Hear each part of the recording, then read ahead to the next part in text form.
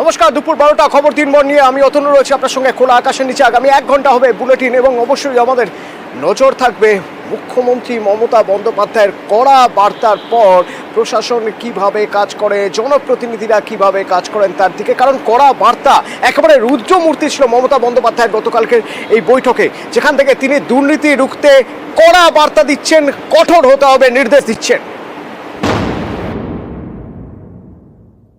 কোনো MLA, MP, minister থেকে শুরু করে পুলিশ অফিসার, জেলা এসডিও, ডিএম থেকে শুরু করে আইসি থেকে শুরু করে কারো কারো অভ্যাস হয়ে গেছে আইসি হলে যতটা পারি ইনকাম করে নি, এসডিও হলে একটা সঞ্চয় করে নি, ডিএম যে কদিন থাকবো সঞ্চয় করে নি দেশে পাঠিয়ে দিই।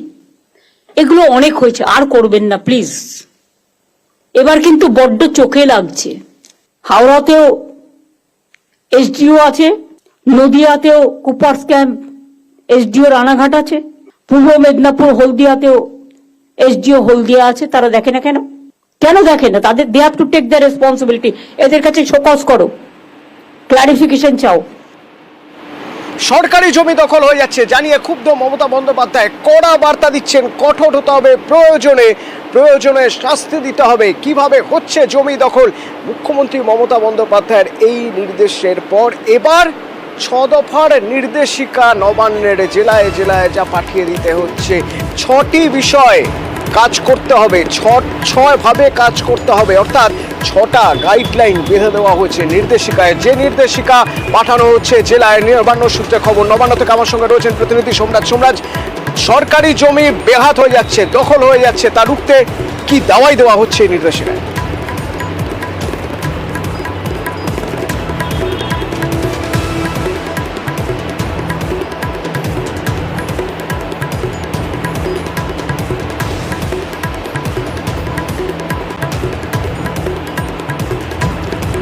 সোমরাজের সঙ্গে কথা বলা যাচ্ছে কি? সোমরাজ শুনতে পাচ্ছে আমার কথা? গতকালই কড়া বার্তা দেন মমতা বন্দ্যোপাধ্যায়।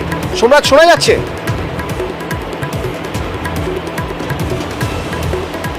হ্যাঁ বলো।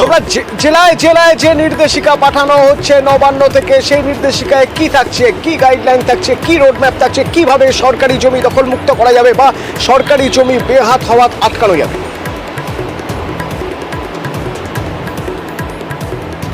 হ্যাঁ দেখো, মুখ্যমন্ত্রী মমতা বন্দ্যোপাধ্যায় গতকালই আমরা দেখেছিলাম কড়া বার্তা দিয়েছিলেন সরকারি জমি দখলমুক্ত করতে, এবং তারপরেই রাজ্যের ভূমি ও ভূমি রাজস্ব দপ্তরের তরফে 6 দফা গাইডলাইন পাঠানো হলো বিভিন্ন জেলার জেলাশাসক ও বিভিন্ন জেলার এডিএম ল্যান্ডে।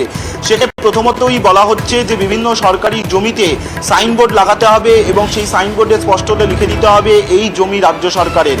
দ্বিতীয়ত, বিএলআরও ডিএলআরও অফিসের বাইরে দালাল চক্রের ঘোরাফেরা বন্ধ করুন, এমনটাও বলা হচ্ছে রাজ্যের ভূমি ও ভূমি রাজস্ব দপ্তরের তরফে বিভিন্ন জেলাশাসক ও এডিএম ল্যান্ডদের। তৃতীয়ত, যে নির্দেশিকায় বলা হয়েছে প্রত্যেক আধিকারিকদের জেলাশাসক থেকে শুরু করে এডিএমদের, এমনকি বিডিওদের সরকারি জমিতে পরিদর্শন করতে যেতে হবে। প্রত্যেক সপ্তাহ অন্তর অন্তর পরিদর্শন করতে হবে। পরিদর্শন করার সময় সরকারি জমির ছবি বিভিন্ন অ্যাঙ্গেল থেকে তুলে রাখতে হবে।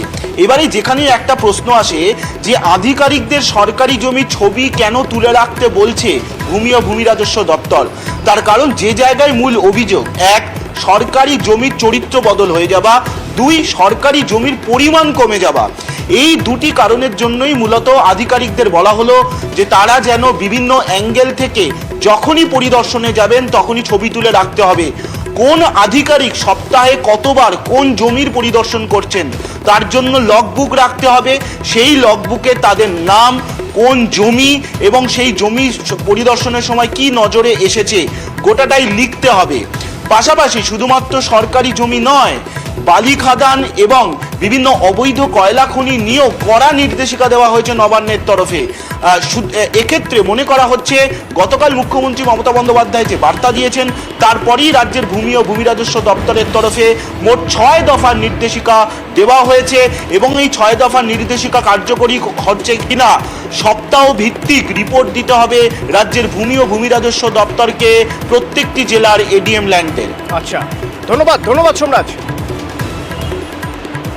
এবং